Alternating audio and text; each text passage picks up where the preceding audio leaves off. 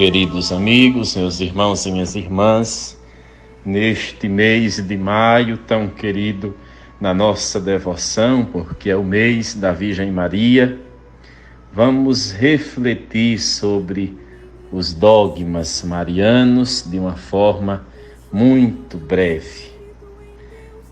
Estes dogmas, eles são mistérios, são maravilhas, são milagres. E estas três palavras, mistério, maravilha, milagres, elas evocam, tornam presente tudo o que Deus realizou na vida da Virgem Maria. Por isso, as verdades dogmáticas sobre a Virgem Maria, elas são como que um abismo de luz, porque são como janelas que se abrem para um mistério infinito.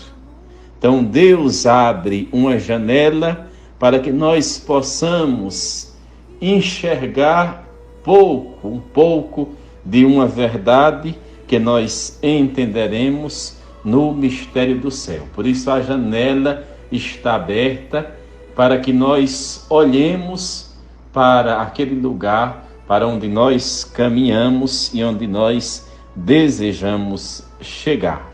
Por isso os dogmas, eles nos fazem ver a face mais interna e mais profunda da pessoa da Virgem Maria, da pessoa da Mãe de Deus.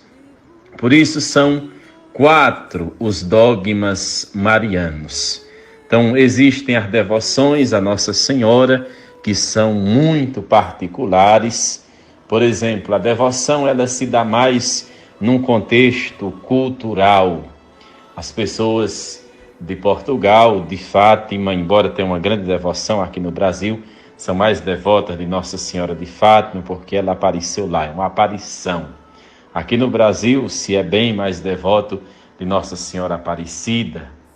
Pouca devoção se tem aqui a Nossa Senhora de Lourdes. Isso são as devoções particulares por conta da manifestação, da aparição de Nossa Senhora num determinado contexto, num determinado lugar. Mas os dogmas, eles tratam de verdades universais.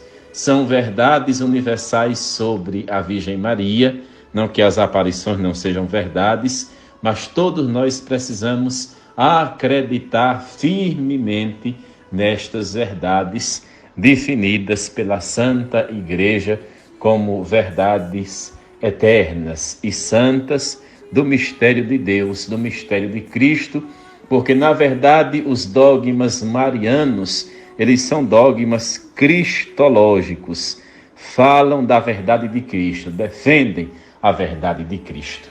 Então o primeiro dogma é o dogma da Theotokos, ou seja, Maria é mãe de Deus.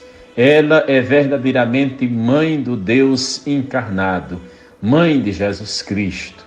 Então nos primeiros 3 séculos da era cristã, os padres da igreja, eles utilizaram as definições Mater Dei em latim, mãe de Deus, e Theotokos em grego, que significa justamente mãe de Deus. Então essa doutrina, ela foi definida pelo terceiro concílio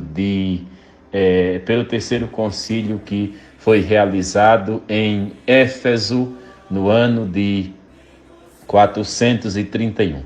Então Jesus é plenamente Deus e homem. Maria foi e é mãe deste Deus feito homem, que é Jesus. Então assim Maria é mãe de Deus. Então é uma realidade que dá fundamento a todas as outras. É uma verdade em primeiro lugar sobre Cristo, porque é preciso afirmar que Jesus é verdadeiramente Deus, para que possamos falar que Maria é verdadeiramente mãe de Deus. Assim explica os padres da igreja. Então, meus irmãos e minhas irmãs, veja só, é muito simples. Quem é Jesus? Jesus é Deus. Maria é mãe de quem? De Jesus. Então, se Jesus é Deus, Maria é mãe de Deus. Se nós dizemos que Maria não é mãe de Deus, nós estamos negando a divindade de Jesus. Nós estamos negando que Jesus é Deus. É uma coisa muito lógica. E o segundo dogma é o dogma da perpétua virgindade de Maria.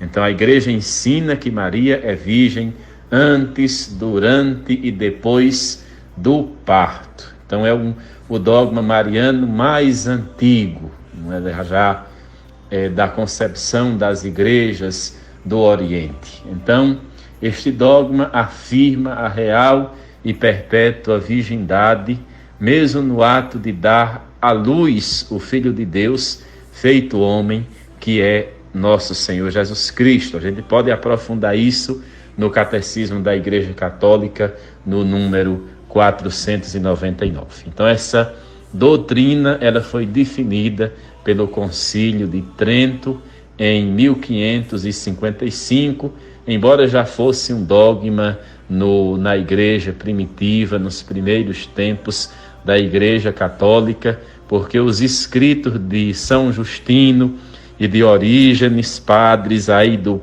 segundo e do terceiro século, já indicavam a fé da igreja na virgindade de Maria. Ele não teve nenhum outro filho além de Jesus. Isso não tem fundamento bíblico, embora alguns queiram, sem entender muita coisa, afirmar o contrário. Mas não nos compete tratar disso aqui. Mas é importante a gente saber o dogma da virgindade perpétua de Maria. Depois, o dogma da Imaculada Conceição. Ou seja, defende que a concepção de Maria foi realizada sem qualquer mancha do pecado original, no ventre de sua mãe.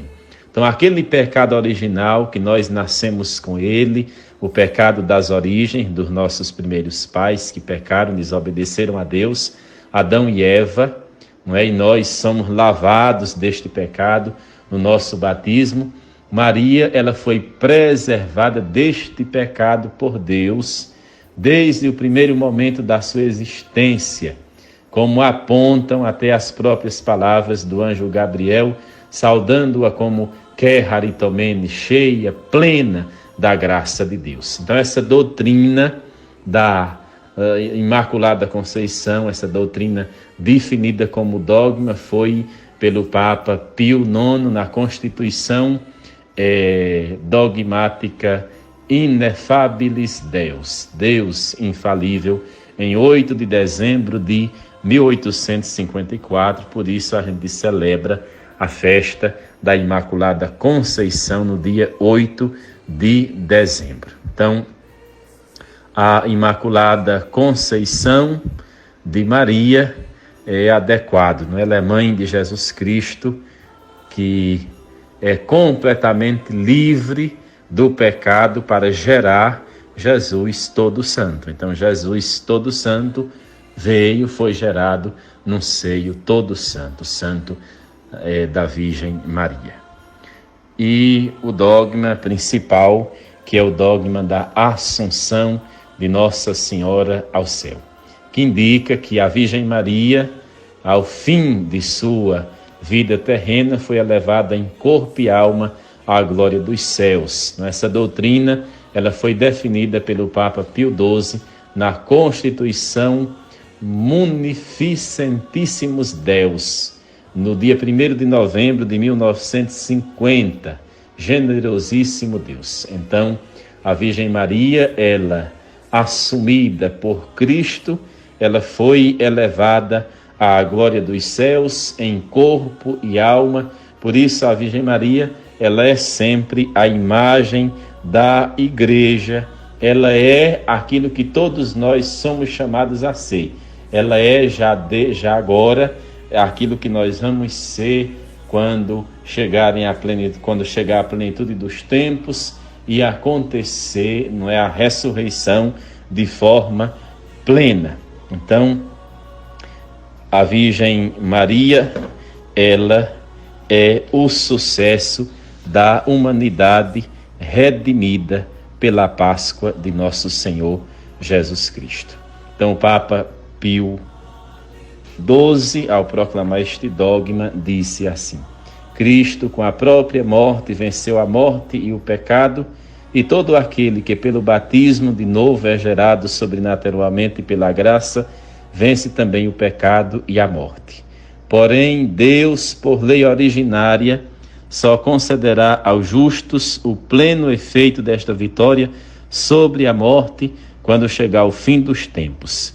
Por esse motivo, os corpos dos justos corrompem-se depois da morte e só no último dia se juntarão com a própria alma gloriosa. Então, sendo Maria aquela que carregou o Filho de Deus em seu ventre, não poderia ela passar pela corrupção do seu corpo. Então, o Papa diz: mas Deus quis executar dessa lei geral a bem-aventurada Virgem Maria.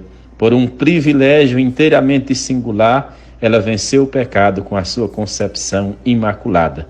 E por esse motivo não foi sujeita à lei de permanecer na corrupção do sepulcro, nem teve de superar a redenção do corpo nem teve de esperar a redenção do corpo até o fim dos tempos. Então, os dogmas, eles estão sempre interligados e são dogmas cristológicos. Por isso, se vocês prestarem atenção na bênção do Santíssimo, sempre estão ali presentes os dogmas marianos, porque são dogmas que tratam da verdade de Cristo. Sempre na bênção do Santíssimo, o Padre reza: bendito seja a grande Mãe de Deus, Maria Santíssima, o dogma da Mãe de Deus. Bendita seja a sua Santa Imaculada Conceição, dogma da Imaculada. Bendita seja a sua gloriosa Assunção, bendito seja o nome de Maria, Virgem e Mãe. Ali estão presentes, os 4 dogmas marianos. Então a gente hoje tem tantos meios que pode pesquisar, aprofundar sobre os dogmas marianos pela internet, tem muito material. Que Deus abençoe a todos, um bom sábado e que a Virgem Santa nos ajude sempre mais a amar nosso Senhor e amar a sua Igreja.